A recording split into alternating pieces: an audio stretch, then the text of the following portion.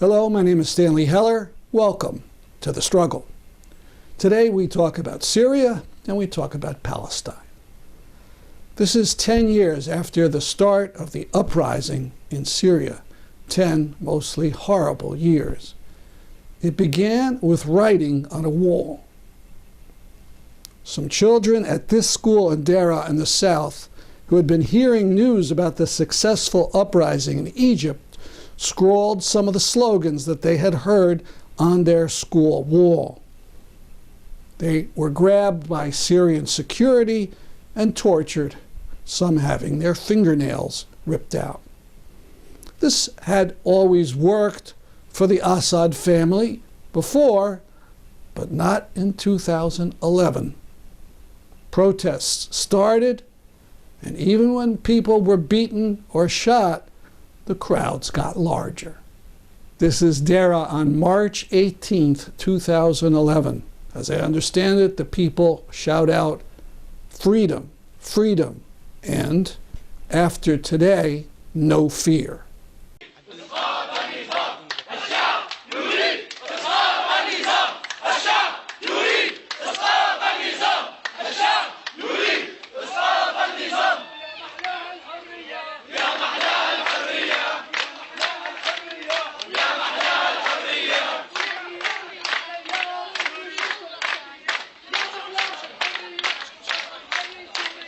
Damascus in April.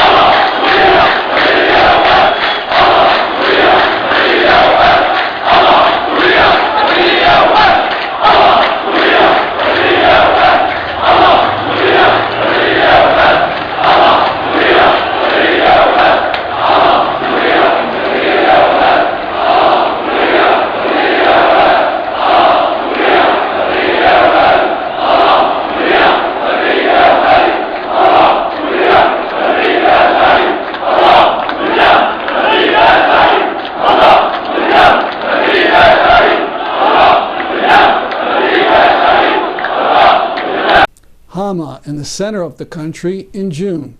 This video includes English subtitles.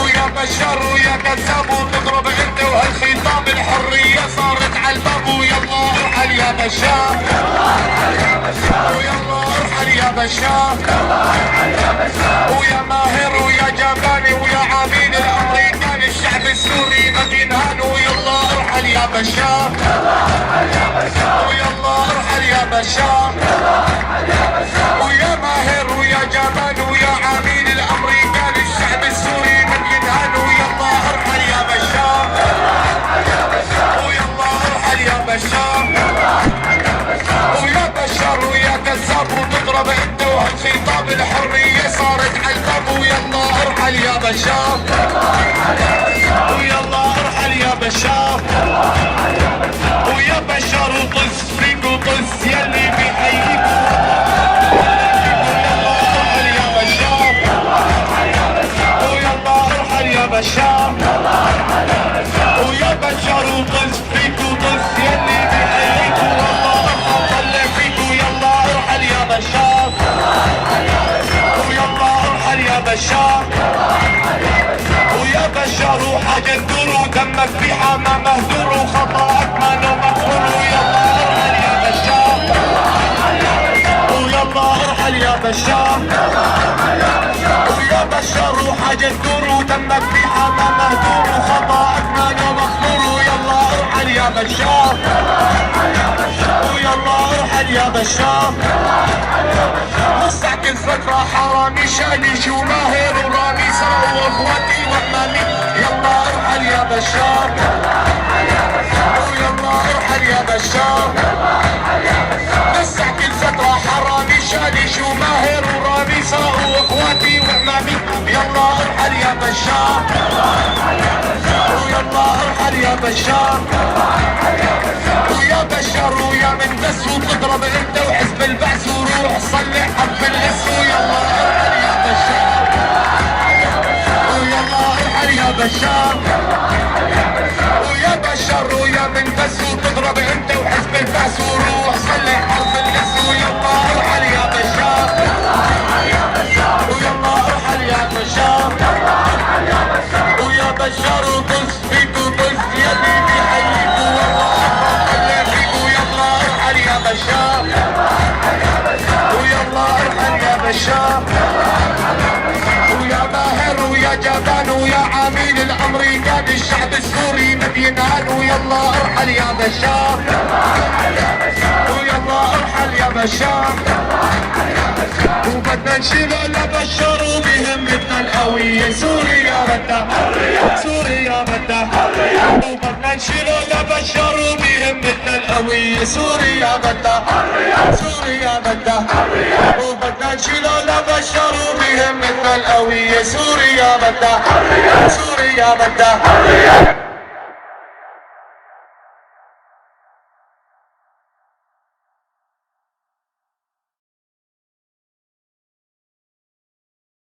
2012, Aleppo University.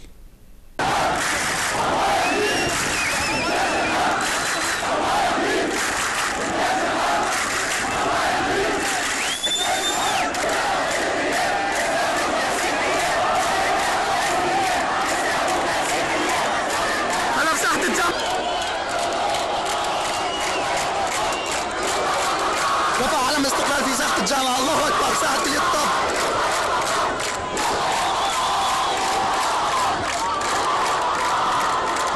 الله أكبر. الله أكبر. الله أكبر. الله أكبر. رفع علم استقلال فوق ساحة الجامعة. الله أكبر. الله أكبر. الله أكبر. الله أكبر. رفع علم استقلال.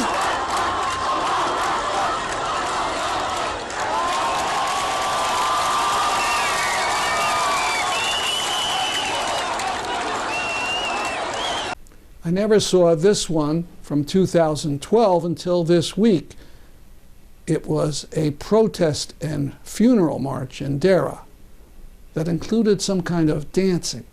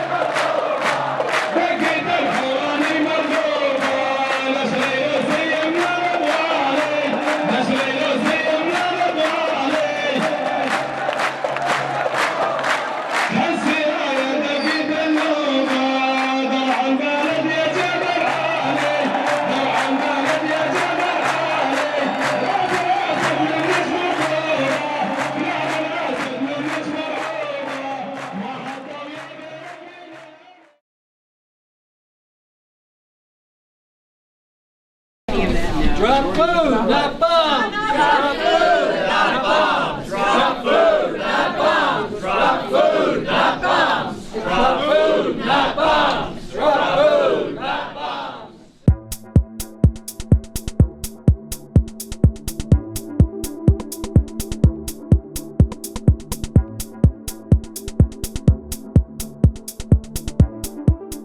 I'm speaking with Dani Qappani, who is under siege by Assad forces in Muadamiyah, Syria. Many of you saw him this winter when he was interviewed by Richard Engel on NBC National News. I've been reading the terrible news that the people of your city are being forced to leave by Assad forces. Yes, it's right, but not yet. No one has left Mardamia yet. Why are the leaders of the city agreeing to leave? Why are you leaving? It's not something we decided. It's we have no other choice. We were forced to agree on the terms. I think you heard the terms of Assad. We're weak now. After 4 years of siege, it's very difficult to continue like this. But we don't want to leave. We were forced.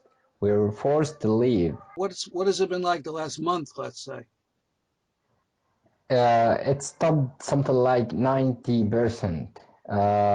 Before February, yes, they were shelling the south part of the city with everything to separate between Mardamia and Daraa, and they unfortunately made it to separate the twins, Mardamia and Daraa. But after that, they used to shell the city every now and then with mortars and artillery shelling. Do you know who's doing this? I mean, is it all Syrians or is it Hezbollah? Do you have an idea? No, it was the Assad regime army. Mm-hmm. Now, Mardamia had been in international news in 2013 in August during the chemical weapons attack. Were you there that day? Yes, of course I was there. Can you describe what happened? For me personally, I was at the office, something like at the dawn. I heard a strange sound, something like toot, toot.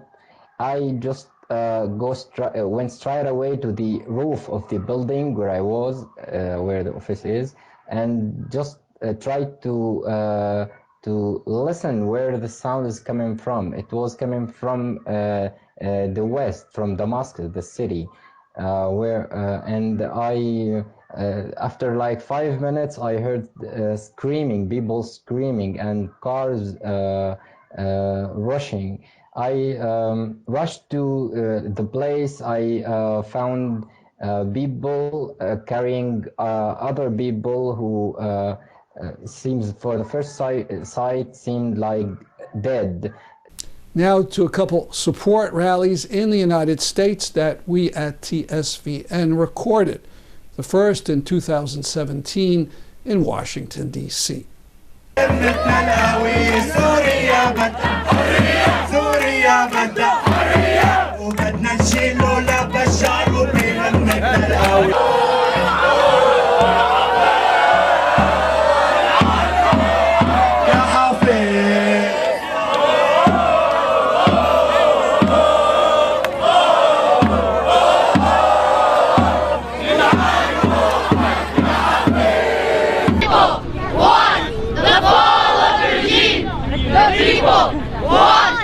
Yeah, the Syrian one, not the... I'm dying. I don't want another 4 years of empty promises. I want people to know that Syria will be free.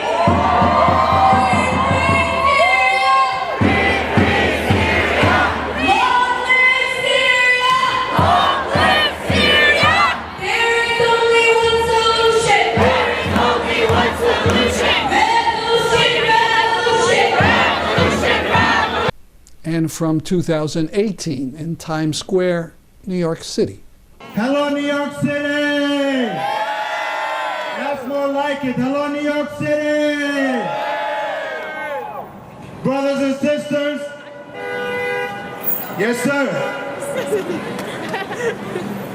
Today marks the 7th anniversary of the Syrian Revolution. On March 15th, 2011, by show of hands, even the guys on the sidewalk, have you heard of the word Syria? raise your hand. You're hearing the word Syria.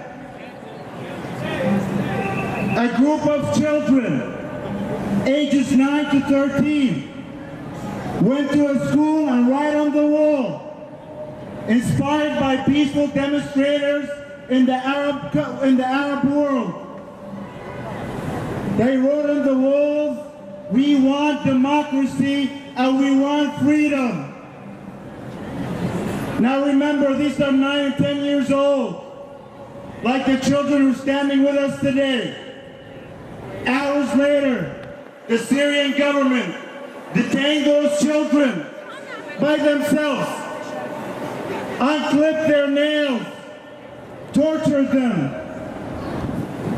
And when their parents and families came to get their children, Assad's cousin, the president, Bashar al-Assad, told them, "You should forget about your children."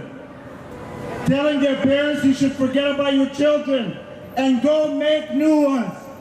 And if you cannot make new children, send us your women so we'll make children for you." Thousands went in the streets, defending their children, defending their honor, defending their pride, asking for freedom. In retaliation, the Syrian government opened live ammunition, killing hundreds of innocent civilians who want democracy and freedom and dignity, the very good principles that this country of the United States were built upon. Months later, when Assad was unable to crush down the revolution, Plan B was to bring terrorists. He brought Hezbollah, a terrorist militia in Lebanon, backed by Iran. Iran sent militias who were on a mission on a sectarian killing to wipe out the Syrian population. Months later, the regime released Al-Qaeda members who were in prisons, released them to form what we all know ISIS, pretending that these guys are the ones who's fighting, and we all know that is a lie. Is it a lie or not? Yes! Is it a lie or not? Yes! Months later, Vladimir Putin, who doesn't know Vladimir Putin? Russia sent warplanes, striking residential areas, killing thousands of innocent civilians. The Assad regime in 2013, August 23rd, 2013, bombs Damascus with chemical weapons, suffocating thousands of children while they were asleep. Assad is the 7th anniversary. I'm going to conclude with this. 7th anniversary. How do you say? Show me a 7 in Arabic. A 7 in Arabic. And that's our victory sign, brothers and sisters. It's a victory. Put your all hands up for a victory for Syria.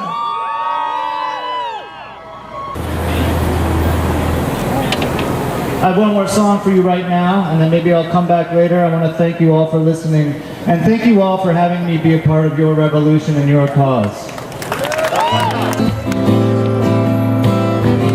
They said it couldn't happen in this land. Then the air whispered our demands. A group of schoolboys painted on a wall said we want the regime to fall. And then the secret police took them, threw them in a cell, pulled out the fingernails, put them through hell. The parents pleaded with the city mayor. He said, forget about your children, have some new ones if you dare. Oh, Feza, Feza,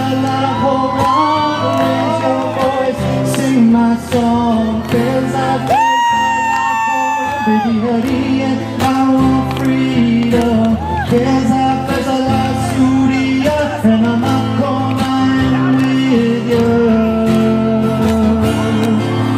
and I'm not going with you.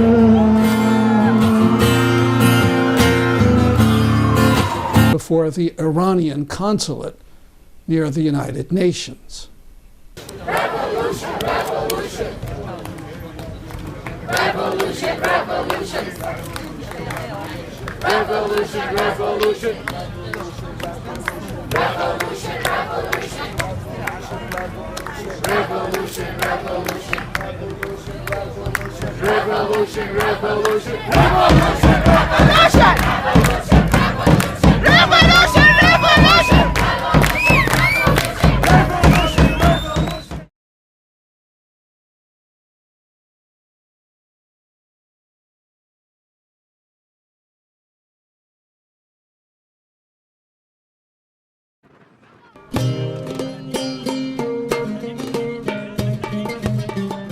On March 10th, Israeli soldiers seized 5 children in the Hebron Hills. What was the crime of these children? The usual stone throwing? Not at all. They were picking wild vegetables to help support their families. Dozens of Israeli soldiers pounced on them. عطشانين يا نديم بلال كتفوك كعوب خيالين بشعين خيال شو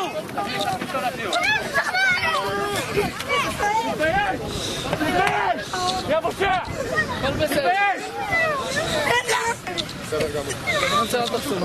אתם פושעים, אתם עושים עבודת פשע בגלל מתנחלים מחפת מעון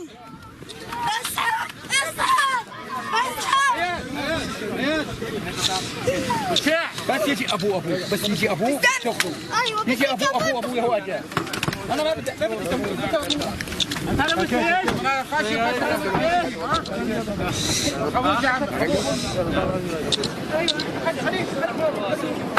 They were taken to the nearby settlement of Kiryat Arba, where they were interrogated for hours and then let go.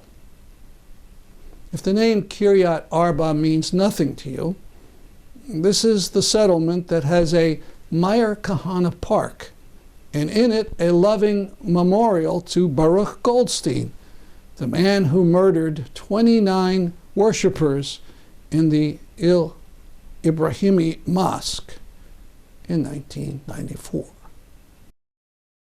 The mistreatment of these children comes 7 years, almost to the day that Israeli soldiers shot Yususf Shawamreh for going through a hole in the apartheid fence to reach another part of his family's property to pick the same kind of wild vegetables. Here's my report on this from 2019. This March 19th is the 5th anniversary of the murder of Yususf Shawamreh, an act so blatant that the editorial board of the Israeli paper Haaretz called it a war crime. Shawamreh was 14 years old. He was picking wild herbs on his family's land in a town in the West Bank. The IDF had run a so-called separation fence through the land, but there had been a hole there in that fence for 2 years. Yususf and a couple friends went through the fence and were ambushed by an IDF patrol. He didn't die right away, but it took an army ambulance half an hour to travel a mile while he lay bleeding. In the glare of publicity, the IDF mounted an investigation. 8 months later, military advocate Hirsch announced that the army was closing the case. But we remember. More about this outrage at thestruggle.org. Look for the collection, Arrest Killers of Shawamreh. Last week we talked about more grim news about the blockade of a major port in Yemen. Yesterday, CNN had a major report about this. And today, Democracy Now! Interviewed the journalist who was involved. Worth looking at.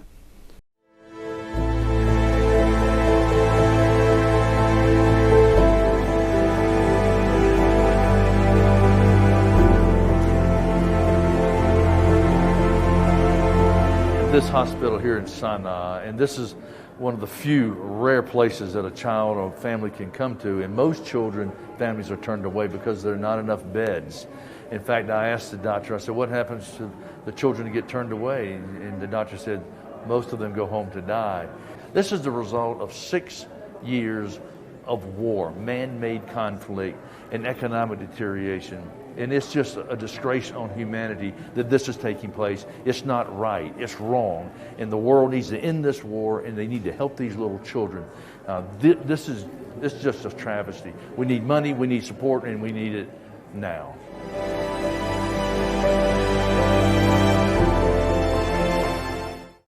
Press your media and your members of Congress to investigate the extent of U.S. participation in this blockade now under the Biden administration. That's our program for today. See you next week at this time. I'm Stanley Heller for The Struggle.